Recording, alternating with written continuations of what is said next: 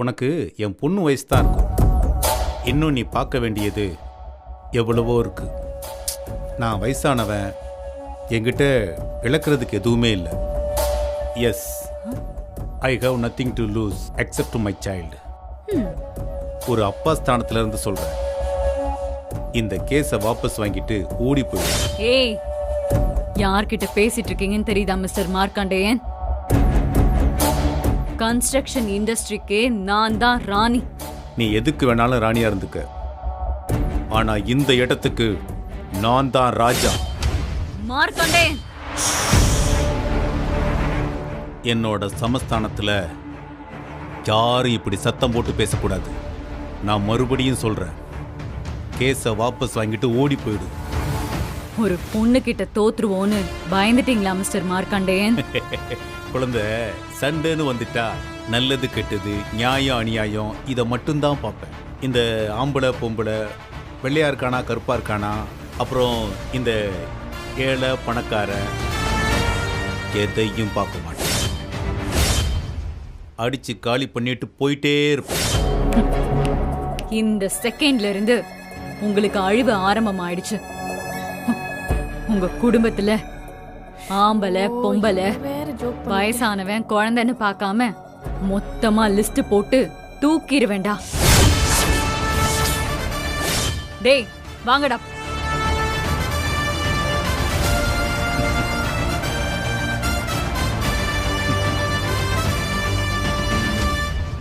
டேய், இவதாண்டா நம்மளை மிரட்டிட்டு இருந்த வில்லி.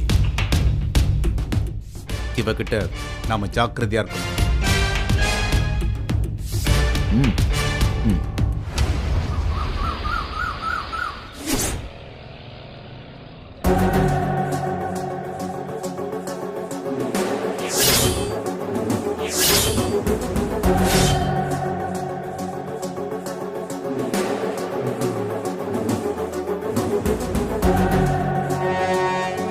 தேங்க்யூ.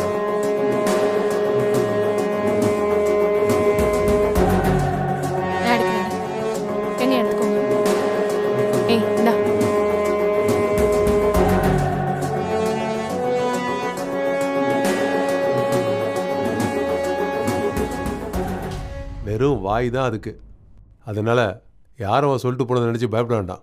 ஷோ ஏங்க, எப்போ ஒரு தடவை தான் உங்களுக்கே வசனம் கொடுக்குறாங்க, அதையும் கொஞ்சம் திருத்தமா பேசி தொலைச்சதா என்னவா? அந்த நைட்டில் ஆளுங்களை அமுச்சுட்டா பார்த்தீங்களே, நம்ம முழிச்சு மட்டும் உஷாரா இல்லாமல் இருந்திருந்தா சொன்னாப்போல யாரையா ஒருத்தரை போட்டு போயிட்டே இருந்திருப்பானுங்க. நான் தான் அவளை குறைச்சி எடை போட வேண்டான்னு அப்பவே சொன்னேன்ல.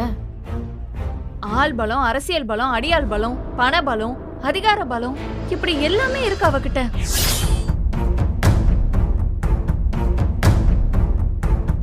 ஆனா ஆல்ரெடி நம்ம கிட்ட அடி வாங்கின வெறுப்புல இருப்பா. கண்டிப்பா அடுத்தது ஏதாவது பெருசா தான் செய்வான்னு நினைக்கிறேன்.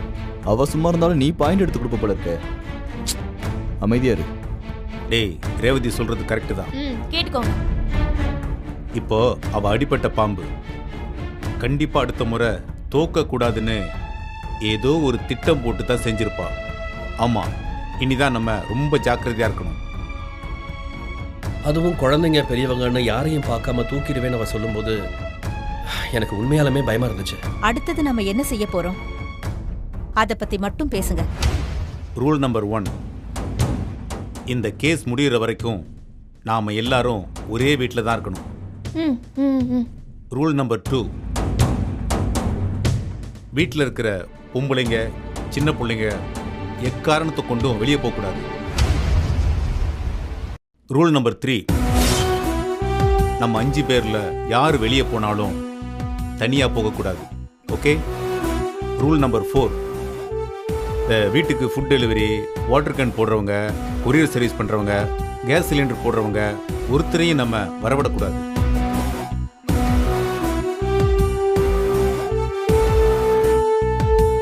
ஒரு பக்கம் இந்த கேஸ் விஷயமா என்ன பண்ணணுங்கிறத நாம லீகலா பார்க்கணும்.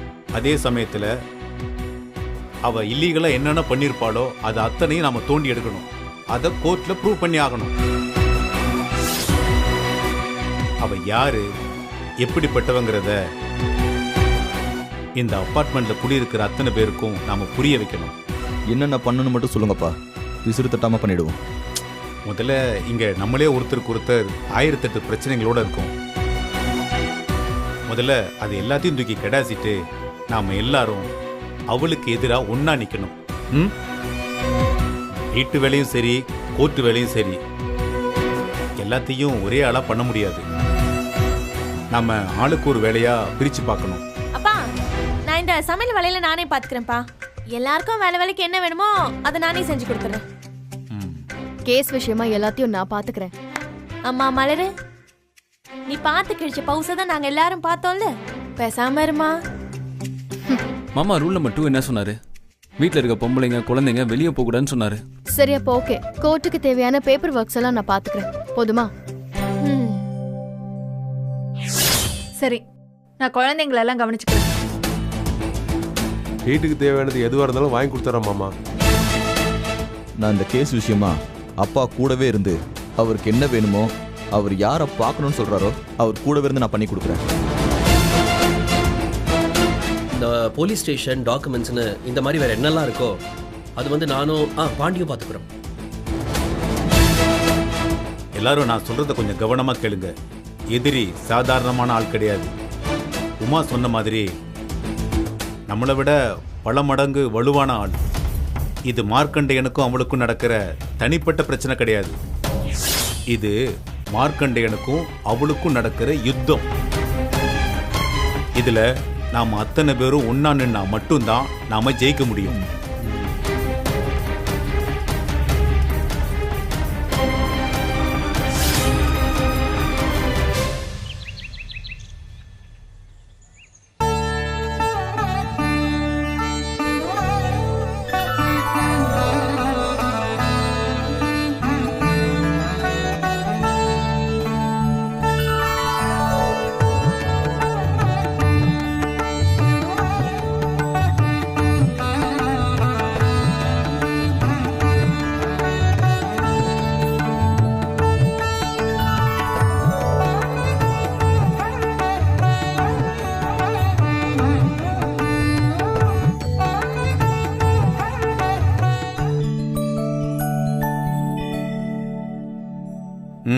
என்ன சீதா, ஏதோ பெரிய வேண்டுதல் மாதிரி இருக்கு.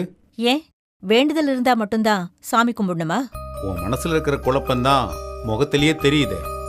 ஆமா, மனசுல உள்ளத அப்படியே ஸ்கேன் மிஷினை வச்சு கண்டுபிடிச்சிட்டீங்க பாருங்க.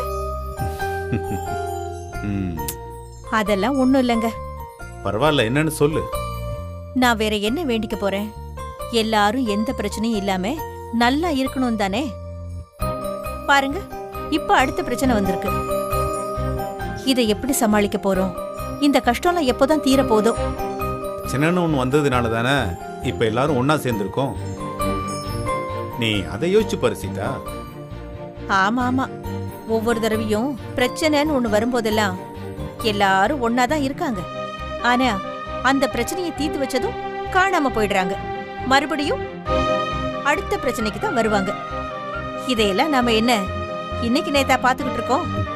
சரி, அதுக்காக அவங்களுக்கு ஒரு கஷ்டம்னா பக்கத்துல இருந்து வேடிக்கை பார்க்கவா சொல்ற? நம்ம தானே அதை தீர்த்து வைக்கணும். ஆமா, இப்படியே அவங்களுக்கு ஏதாவது ஒரு பிரச்சனை வந்துகிட்டே இருக்கும். நீங்களும் எல்லாத்துக்கும் ஓடி ஓடி தீர்த்து வச்சுக்கிட்டே இருங்க. ஆனா பிரச்சனை தீர்ந்ததும் அவங்க ஓடி போயிட்டு அடுத்த பிரச்சனைக்கு தான் வருவாங்க. கன்னித்தீவு கதை மாதிரி. நீ ஏன் சீதா இப்படி பேசிட்டு இருக்க? நம்ம பிள்ளைங்களுக்காக இல்லாட்டாலும் நம்ம பேர பிள்ளைங்களோட சந்தோஷத்துக்காக நாம இதை பண்ணித்தானே ஆகணும்.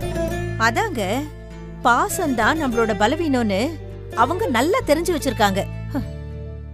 நாமளும் திரும்ப திரும்ப அவங்க திருந்துவாங்கன்னு நம்பி ஏமாந்துகிட்டே தான் இருக்கோம். இல்ல சீதா, பாசம்தான் மனுஷனுக்கு பலம். ஒட்டு உறவே இல்லாம ஒருத்தன் தனிமையில கடந்து கஷ்டப்படுறதுக்கும், அடிச்சாலும் பிடிச்சாலும் தாயா புள்ளையா இருக்கிறதுக்கும் நிறைய வித்தியாசம் இருக்கு சீதா. இதையெல்லாம் ஒரு வார்த்தைக்கு பேசுறதுக்கு நல்லாதான் இருக்கும். இதையெல்லாம் நோட் பண்ணி வச்சுக்கோங்க. நாளை பின்ன கோர்ட்ல உங்களுக்கு வாதாடுறதுக்கு ரொம்ப ஈஸியா இருக்கும். இங்க பாருங்க, உங்க பிள்ளைங்களை நம்பி பண்ற எல்லாமே பாலைவனத்துல பெய்யற மழை மாதிரி தான். ஒரு புல் பூண்டு கூட முளைக்காது. அதுக்கு அவங்க நெஞ்சில கொஞ்சமாச்சும் ஈரம் இருக்கணும்ல. சரி, இந்த தடவை பார்ப்போம். எனக்கு அவங்க மேல நம்பிக்கை இருக்கு. நானும் பார்க்கத்தானே போறேன். நல்லது நடந்தா சரிதான். ம் சரி இருங்க, நான் போய் டிஃபன் எடுத்துட்டு வரேன். ம் சரி.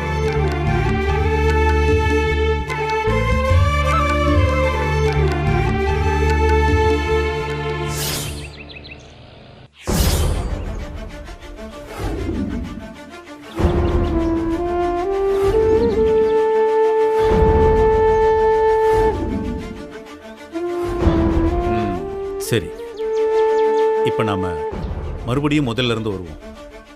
1, வரதராஜனை கொலை செஞ்சது வாசுகி. அத அவளே நம்மகிட்ட சொல்லிட்டா. 2, அவ வரதராஜனை ஏன் கொலை செய்யணும்? 3, அவனை கொலை செஞ்சுட்டு அதுல உங்களையே சிக்க வைக்கணும். 4, நீங்க இந்த இடத்தை வித்து வரதராஜனுக்கு செட்டில்மெண்ட் எல்லாம் முடிஞ்சிருச்சுன்னா அவ உங்களை எதுக்காக வீட்டை விட்டு காலி பண்ண சொல்ற?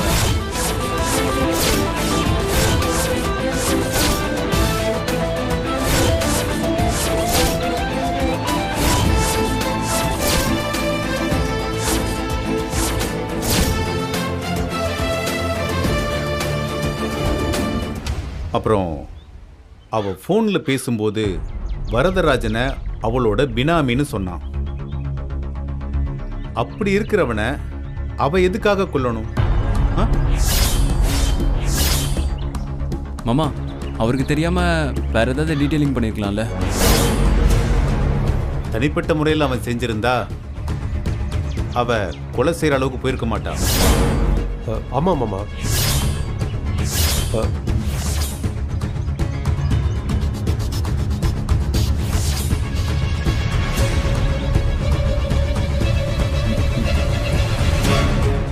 அவ ஏற்கனவே பேசி வச்ச டீலிங் படி இவன் புகுந்து ஏதாவது உள்ளடி வேலை பண்ணிருக்கணும்.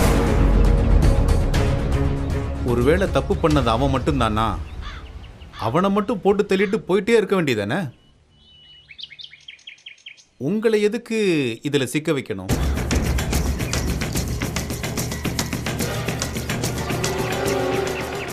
என்னடா நான் கேட்டுக்கிட்டே இருக்கேன், நீங்க பாட்டுக்கு எதுவும் பேசாம இருக்கிறீங்க?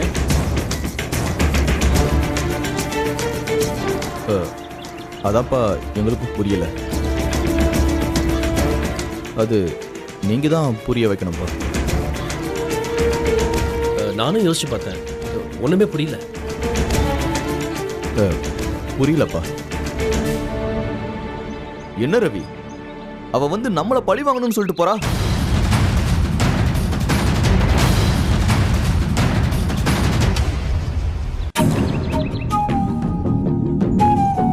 ஒவ்வொரு குற்றத்துக்கு பின்னாடியும் ஒரு மோட்டிவ் இருக்கும்.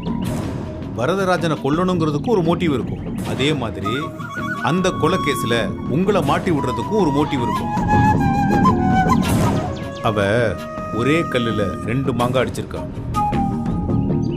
மோட்டிவ் என்னன்னு தெரிஞ்சிட்டா அவளோட அடுத்த மூவ் என்னவா இருக்கும், நாம என்ன பண்ணணுங்கிறத முடிவு பண்ணிடலாம்.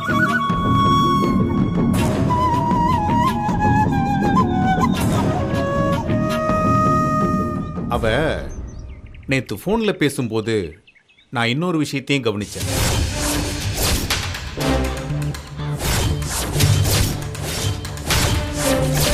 அவ நம்ம எல்லாரோட நம்பருக்கும் ஃபோன் பண்ணா.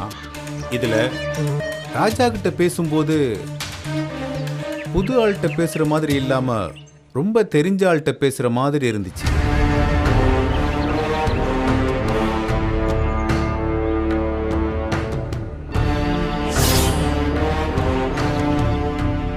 டேய் சொல்றா, உனக்கு அவளை முன்னாடியே தெரியுமா? தெரியாதுப்பா. எனக்கு எப்படி தெரியும்? நேத்து தான் அவளை நேர்லயே பார்த்தேன். ஏய் சொல்லுங்களேப்பா, கேட்குறாருல? ஆமாம் மாமா, இதுக்கு முன்னாடி அந்த பொம்பளைய நாங்கள் யாருமே பார்த்ததில்ல. முன்ன பின்ன தெரியாத 4 பேரையும் பழி வாங்க போறேன்னு சொல்றதுக்கு அவ என்ன லூசா?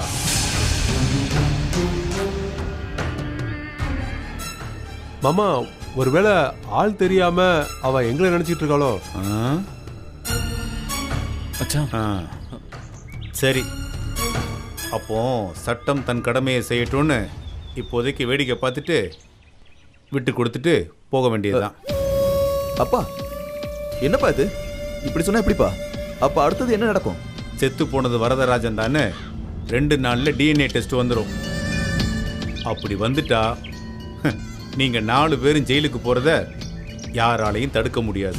அப்பா என்னப்பா இப்படி சொல்றீங்க? உங்க எல்லாரையும் பெயில் எடுக்க குறைஞ்சது ஒரு 90 நாளாவது ஆகும். வேணும்னா உங்க 4 பேரையும் ஒரே சிலையில் வேணா அப்போட சொல்லி கேட்குறேன். ஐயோ மாமா, 2 பொம்பளை பசங்களை வச்சுக்கிட்டு இனிமே ஜெயிலுக்குலாம் போக முடியாது. நான் ஏதாவது மருந்தை குடிச்சு செத்து போயிடுறேன் மாமா. அப்பா ப்ளீஸ்ப்பா, ஏதாச்சும் ஒன்று பண்ணுங்கப்பா. அப்போ உண்மையை சொல்லுங்க. மாமா நடந்த எல்லா உண்மையும் சொல்லிட்டோம் மாமா. ஓய்ங்கொண்டு முட்டைன்னு வச்சுக்க, மூஞ்சி திரும்பி. அப்பா இப்ப என்னப்பா சொல்லணும்? உண்மையை சொல்லணும். டேய், நான் உங்ககிட்ட ஒரு அப்பனா கேட்கல, ஒரு வக்கீலா கேட்கிறேன்னு நினைச்சுக்கோங்க. வக்கீல்கிட்ட பொய்யும் சொல்லக்கூடாது, உண்மையும் மறைக்க கூடாது. நீங்கெல்லாம் உண்மையா இருந்தா மட்டும்தான் ஏதாவது பண்ண முடியும். இல்லனா எல்லாரும் ஜெயிலுக்கு போய் தொலைங்க. அப்பா அப்பா அப்பா அப்பா டேய் விடுங்கடா. அப்பா எல்லா உண்மையும் சொல்லிட்டேன்ப்பா. இங்க பாருங்க, நான் யாருன்னு உங்களுக்கு தெரியும், நீங்க யாருன்னு எனக்கும் தெரியும். நாம எல்லாரும் யாருங்கிறது அவங்களுக்கும் தெரியும். டேய், நடந்த உண்மை என்னன்னு வாயை திறந்து சொல்ல போறீங்களா இல்லையா?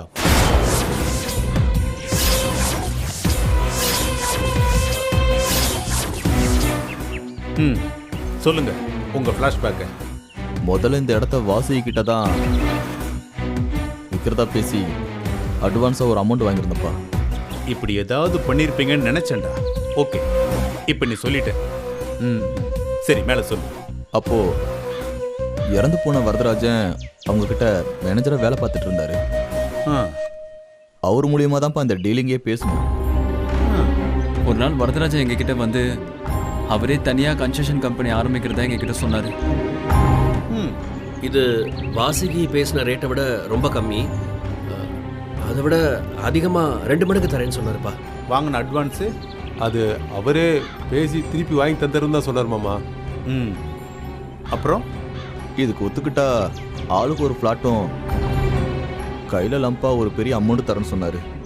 நீங்களும் நாக்க தொங்க போட்டுட்டு அவன் பின்னாடி போயிட்டீங்க.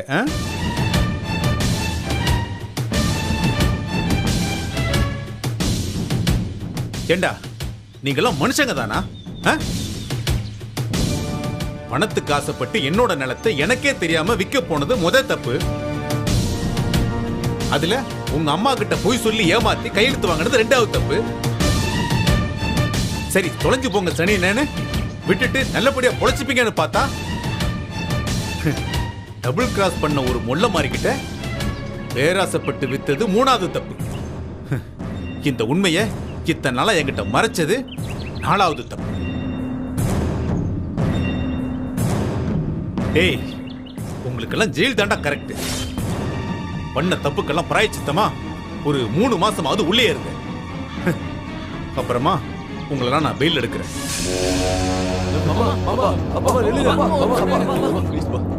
டேய் விடுங்கடா. மாமா ப்ளீஸ் மாமா, தெரியாம பண்ணிட்டோம்ப்பா. ப்ளீஸ்ப்பா ப்ளீஸ்ப்பா. மாமா ப்ளீஸ் மாமா. நீங்க பண்ணது பெரிய தப்பு. கடைசியா அந்த வாசுகி கிட்ட பேச்சுவார்த்தை நடத்தி பார்ப்போம்.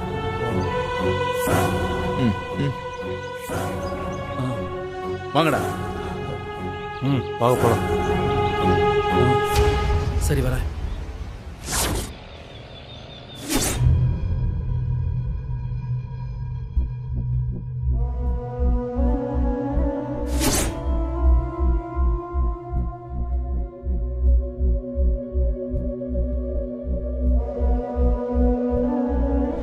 Excuse me. Come in.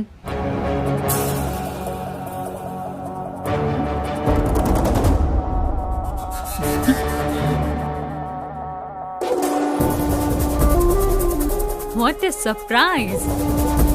Welcome mister Markandeyan. உட்காருங்க.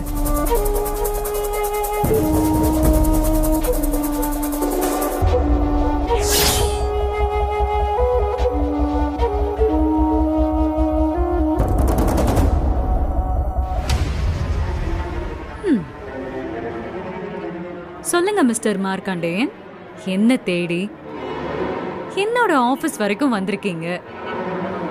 How can I help you? ஆமாங்க, உதவி கேட்டு தான் வந்திருக்கேன். என்ன உங்க பசங்களும் நீங்களும் பிச்சை கேட்டு வந்திருக்கீங்களா?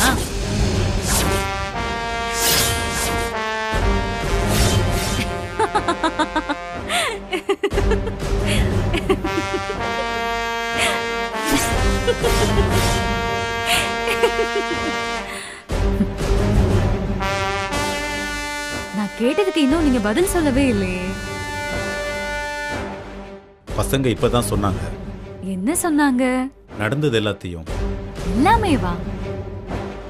முதல்ல விக்கிறதா சொல்லி உங்ககிட்ட பேசிட்டு அப்புறம் விலை அதிகமா வருதுங்கிறதுக்காக வரதராஜன் கிட்ட வித்தது எல்லாமே சொன்னாங்க. சோ பசங்க பண்ணது தப்புதான்.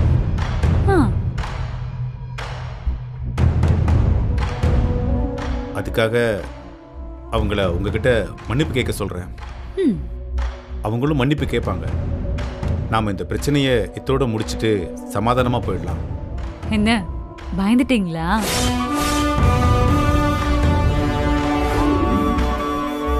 இல்லங்க, பணிஞ்சு போலான்னு வந்திருக்கோம். Business ethics mister Markandeyan, business ethics.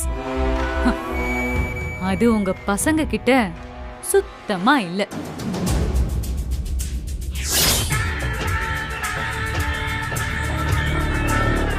அதான் அவங்க ஆசைப்பட்டு தப்பு பண்ணிட்டதா அவங்களே ஒத்துக்கிறாங்க. மன்னிப்பு கேட்கவும் தயாரா இருக்காங்க.